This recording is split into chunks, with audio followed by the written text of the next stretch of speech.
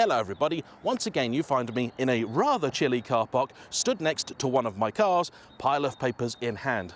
And that can only ever mean one thing. I've just had another rather large and unexpected bill. This time around it's the turn of the Ferrari F12. But what exactly went wrong? How much did it cost me? And was it enough to shake my faith in this rather magnificent machine? All that and more on today's episode of JAYEMM on Cars.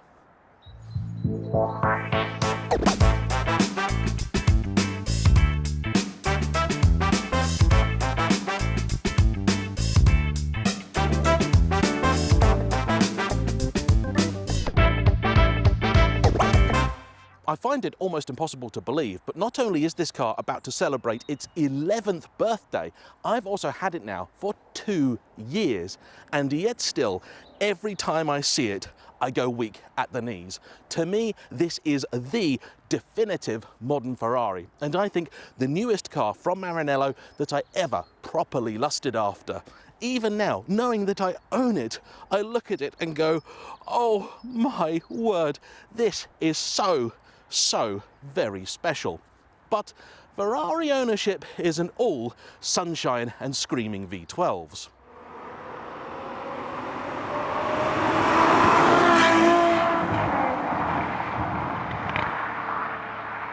I picked this example up from a channel subscriber and now good friend Guy, and in fact it was the exact car that I had reviewed about 18 months earlier.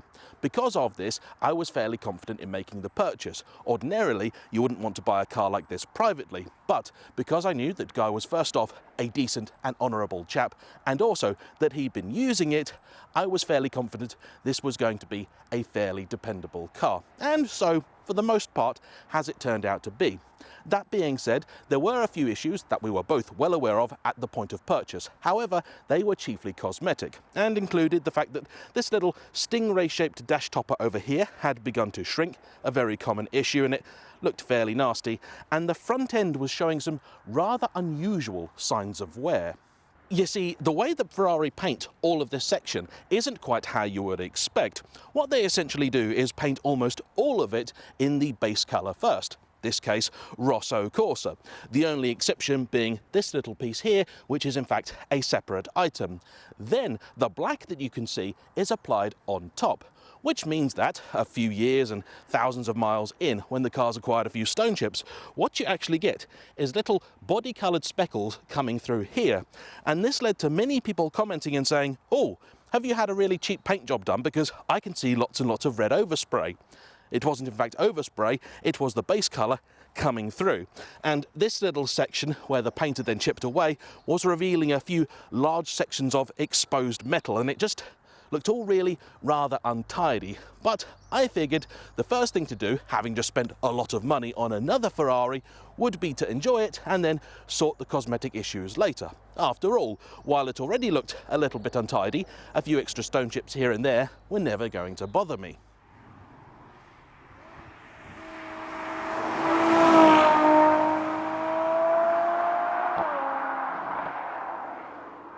And I am very happy to say that in my ownership I have achieved what I set out to. In other words, to enjoy yet another magnificent marvel from Maranello. I have to date done just about 10,000 miles in the car, including my customary road trip up to Scotland, where I was fortunate enough to find an almost exact double of the roads from Hertfordshire that Jeremy Clarkson used to film his review of the car about a decade ago.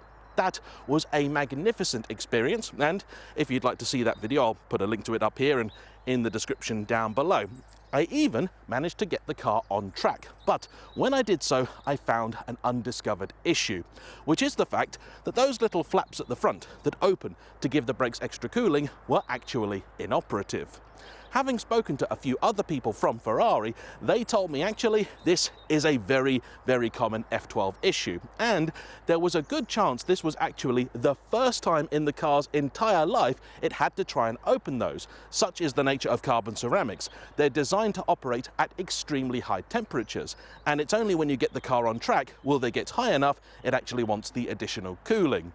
Because of this and the fact that people are constantly washing the cars and stuff gets in there, they tend to just seize. Ferrari wanted a lot of money for this, but thanks to a very good and ingenious friend Robin, I was able to sort it for a fraction of what they wanted. And I detailed all of this in a separate video, where the car, service included, cost me around about £5,000. Because of this unexpected issue, though I was able to get the dash topper fixed, I kind of ran out of budget to do the other cosmetic stuff. And so I figured, you know what, it doesn't bother me too much, I'll leave it for another day. And so I continued enjoying the car, knowing that come the next service time, I'd get that sorted. And everything went absolutely swimmingly. The car was fabulous, sounded great, went great. I love it. And in fact, as I'm sure many of you know, just recently I acquired an Aston Martin DB9. In isolation, a fantastic thing.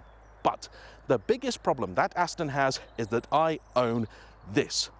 And the simple fact is, though the F12 may be some £120,000 more expensive, it really is worth it. The engine is better, the steering is better, the electronics are better. Sure, it's only got 2 seats versus the Aston's 4, but they're 2 much larger and more generous seats. The cabin feels so much more open and airy. And of greater importance for me, the boot is also far more usable. The Aston's is just a struggle, and so as much as I do love that car, if I had to choose between the two, it'd be no contest. F12 every time. And things were going great. That was until, in summer this year, I was heading back from a medieval fighting tournament. Don't worry, I was just a spectator up at Norfolk Tank Museum. And then disaster struck.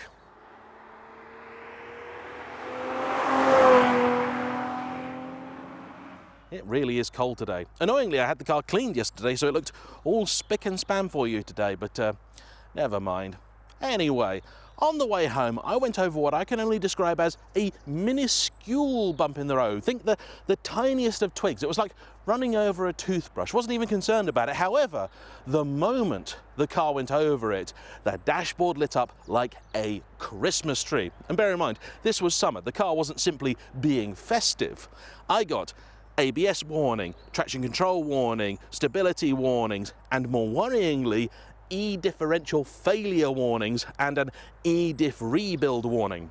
More than that, the car also absolutely refused to go over 30 miles an hour, and it was juddering and shunting along and felt all sorts of awful. Now, I've had a few Ferraris and I've driven many more, and generally speaking, when they do this, I don't tend to worry too much. The golden rule is the more warnings you get, the less bad the problem actually is. So I figured, okay, don't worry. Sports car 101, turn it off and on again. I did that. The warning stayed. I drove it. It didn't fix itself. This is a problem. Turned it off and on again. The problem's cleared. Unusual. Don't really know what's going on there, but I thought, well, if it doesn't do it again, it's not a problem. So, carried on, parked the car up, then a week later, took it out, took my mum out to a restaurant, and on the way home, same thing. Went over a tiny bump in the road, you barely felt it, and the whole thing fell apart. Didn't want to do more than 30 miles an hour, but this time I was on a road that was a 70 limit.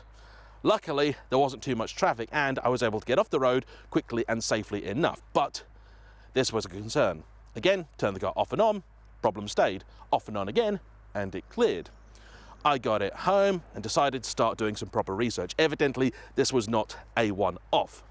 And one of the bad things about having a car like this is because they are so rare, if you've got an issue like that, you might not find much online about it. And I did a bit of Googling, did some research, visited a few different forums, Ferrari chat in particular. And most frustratingly, I found a bunch of people that had the exact symptoms I did, absolutely everything, to the letter. But they didn't say what the fix had actually been. And naturally, I started panicking because in the early days, some Ferraris, the 458 in particular, I think, had issues with their gearbox, and the differential is all a part of that. Now, back then, the solution was simply to replace the gearbox, and that costs around about £30,000. At this point in time, I am, of course, thinking, why, James, why did you not just get the warranty? Just pay out for it. Now, it's several £1,000s a year, that's why I hadn't done it, and the guy had bought the car with warranty, never needed it, so never opted to keep it going. oh, this is a frustration, this is a worry. I then found out that later on, Ferrari did offer a rebuild kit for the differential alone. This still was going to be about £7,000 or £8,000, and I think that was just parts. Bear in mind, the diff is essentially located in the gearbox, I think, and so that's a lot of labour. I'm worrying, really worrying. £10,000, £12,000 bills are not what I wanted. The whole idea of this car, was it being the most modern of all the Ferraris, was that it was hopefully going to be the least trouble. I then elected to get it sent down to Meridian, of course, and they, a couple of weeks later, came back to me and said, oh, it's just a wheel speed sensor. Total cost, about £300 fitted. Whew.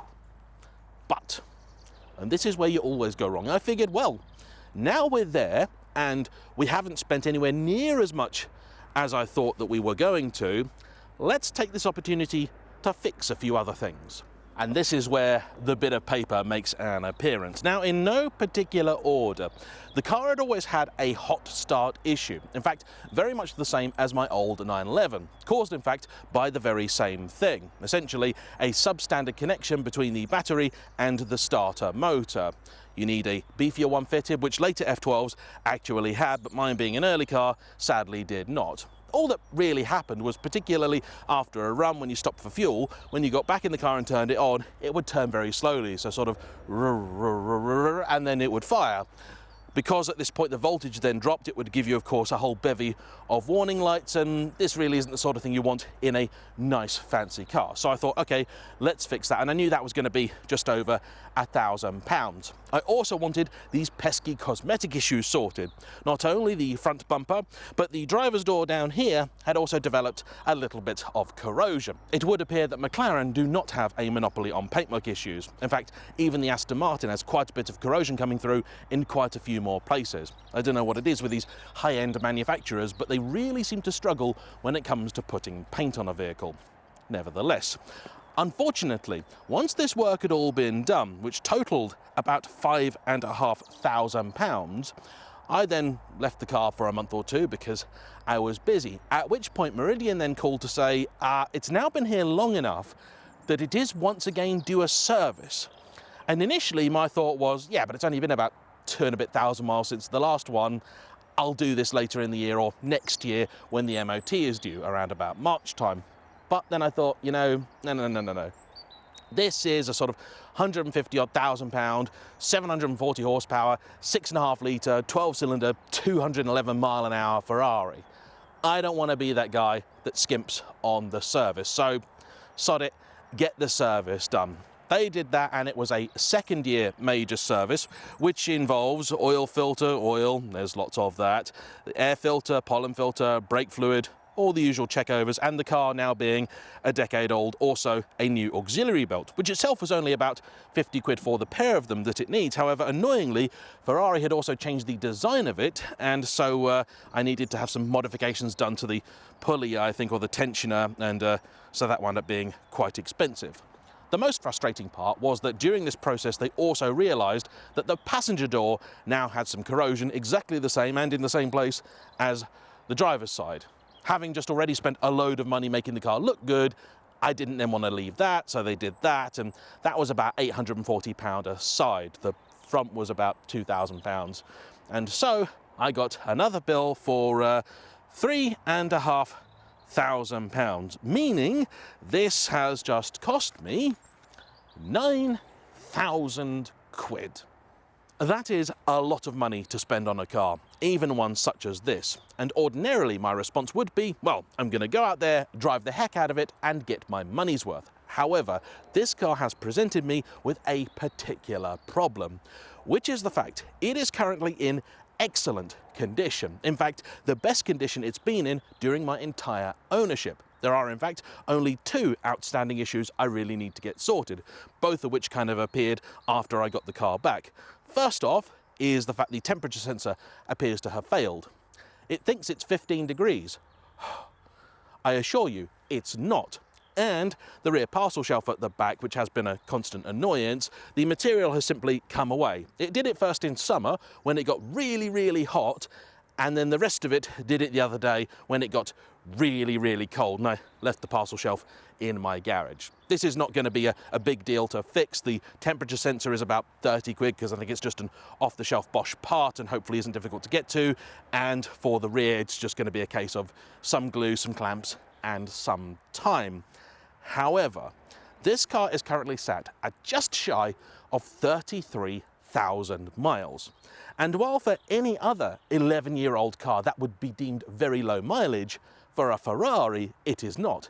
In fact, there are some dealers out there who would now consider this so high mileage they wouldn't even take it in. And while I would be the first person to say, well, that's their loss, this is a fantastic car, and because of that mileage, great value, this is also my last opportunity, should I want to take it, to get out of this car relatively easily and either just sell it full stop or move into something else. And that then presents me with the dilemma of, well, what else would I get? What else gives you the same combination of talents that this has? And then I started thinking, well, do I need something that has the combination of talents that this has? It is both GT and sports car combined and is excellent at both, but I have other sensible, practical cars for if I want to just do a nice big long journey. And I also have sporty cars like the 430. The 550 will also hopefully be returning fairly soon, and if you're wondering why there hasn't been a video update on that, well, that's because I haven't even seen it on the road all year. But what would I replace this with? I've got a lot of ideas, but I'm not sure if any of them appeal enough to make me want to say, yeah, that really can take over from this in a way that I'm not going to almost immediately regret it. So there we go. That is another honest and open update on Ferrari ownership. From me, your host, JM. I hope you've enjoyed today's video. If you have, please hit the like button, comment down below, do subscribe if you haven't already, and I'll see you for the next one. Bye-bye.